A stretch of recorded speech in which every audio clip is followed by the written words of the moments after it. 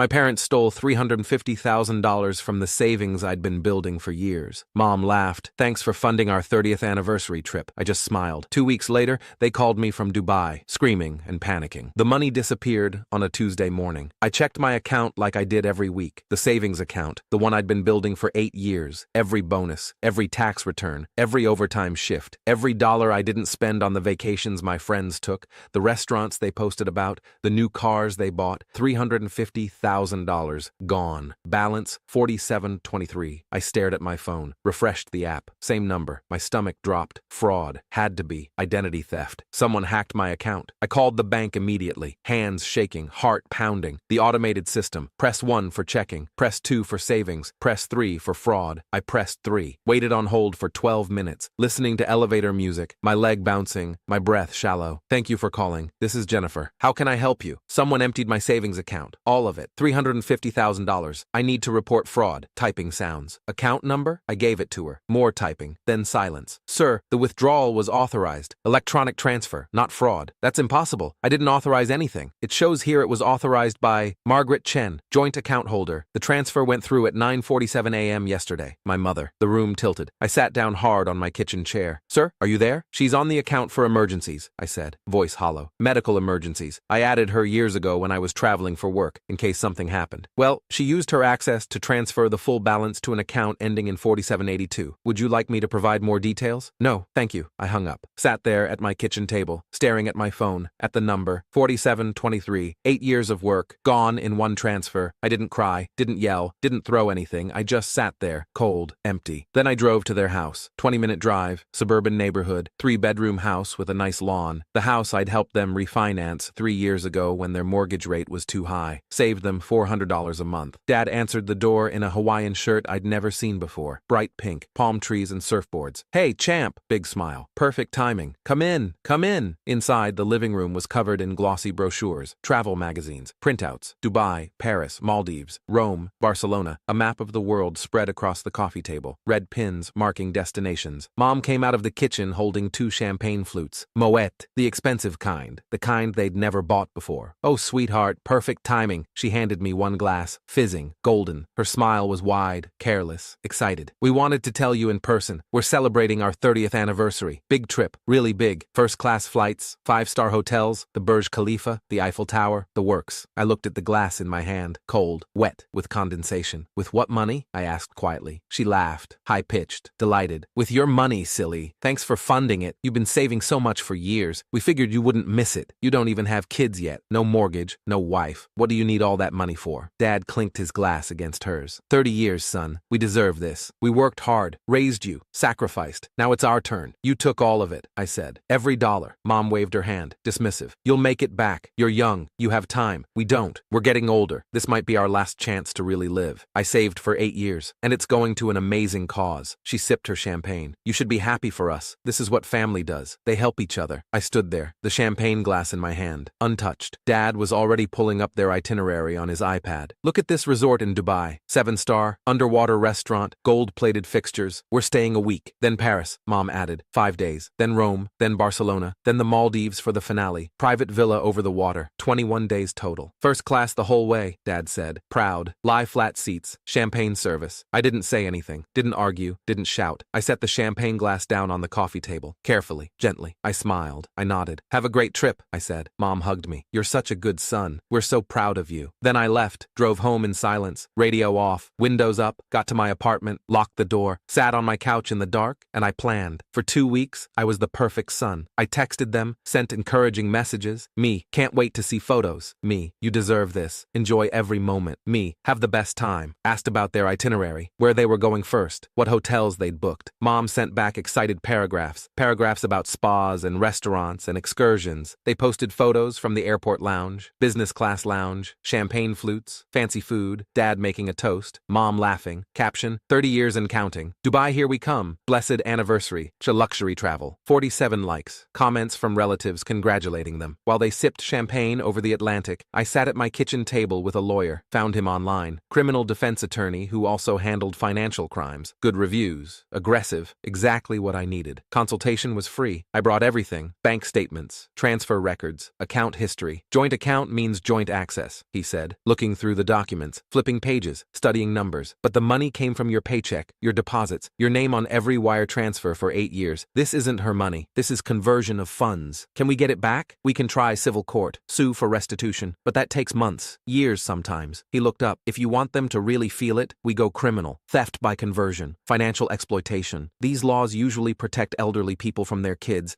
but they apply both ways. You're the victim here. What would that do? Criminal complaint, police investigation, warrant. If convicted, it's a felony. They'd face jail time, and we can request an immediate asset freeze. Freeze their accounts, freeze their credit cards, stop them from spending another dollar of your money. I stared at the documents spread across the table. 8 years of bank statements, 8 years of deposits, proof of every dollar. Do it, I said. You're sure? This will destroy your relationship with them. They already destroyed it. He nodded. I'll file today. He filed that afternoon. Criminal complaint with the district attorney. Request for emergency asset freeze. Evidence package 3 inches thick. The DA's office moved fast. Assigned a detective. Reviewed the evidence. Issued the freeze. 3 days later, my parents tried to check into their 5-star resort in Dubai, the Burj Al Arab, 7-star hotel, $2,000 a night. Their credit cards declined. All 4 of them. Visa, MasterCard, American Express. All declined. They tried to call their bank. International calling. Waited on hold for an hour. Bank representative told them there was a legal hold. Criminal investigation. U.S. jurisdiction. All accounts frozen pending resolution. Their faces must have been perfect. That's when my phone rang. Mom's number. The one I hadn't blocked. The one I wanted to hear from. I answered. Put her on speaker. Set the phone on my kitchen counter. Her voice was shrill, cracking, hysterical. What did you do? I could hear Dad in the background, shouting. Let me talk to him. Give me the phone. I filed a police report, I said. Voice calm, flat, emotionless. Theft, $350,000. You took money that wasn't yours. Money I earned. Money I saved. The district attorney agreed to prosecute. We're your parents. You can't do this to us. You stole from me. You laughed about it. You said I'd make it back because I'm young. She started crying, sobbing. We're stranded. We're at the hotel and they won't let us check in. Our cards don't work. We can't get a different hotel. We can't even buy food. You have to drop the charges. Please! I let the silence stretch. I could hear Dad yelling at someone in Arabic. Hotel staff, probably. Trying to explain. Trying to negotiate. I imagined them in that 7-star lobby. Marble floors. Gold fixtures. Designer luggage at their feet. Everyone in expensive clothes. Everyone staring at the American couple causing a scene. I'm not dropping anything, I said. Please, we'll pay you back. We'll give you everything. Just call them. Call the police. Tell them it was a mistake. It wasn't a mistake. You knew exactly what you were doing. We're your parents. Her voice broke completely. We raised you. We sacrificed for you. And this is how you repay us? By leaving us stranded in a foreign country? I thought about 8 years. Every late night at the office. Every overtime shift. Every promotion I worked for. Every bonus I saved instead of spending. Every time my friends invited me on trips and I said no because I was saving. Every time I bought generic instead of name brand. Every dinner I cooked instead of ordering out. Every sacrifice I made. For a future. For security. For peace of mind. And they took it. Laughed about it. Told me I'd make it back. Yeah, I said. I am. You're really going to do this to us? Dad's voice now. He'd grabbed the phone. Over money? You're going to send your own parents to jail over money? You stole from me.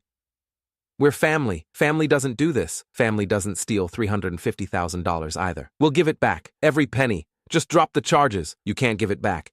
You already spent it. First-class flights, hotel deposits, 5-star resorts. It's gone. Silence. He knew I was right. We'll sell the house, he said. Desperate now. We'll sell everything. We'll pay you back. I promise. Just please, drop the charges.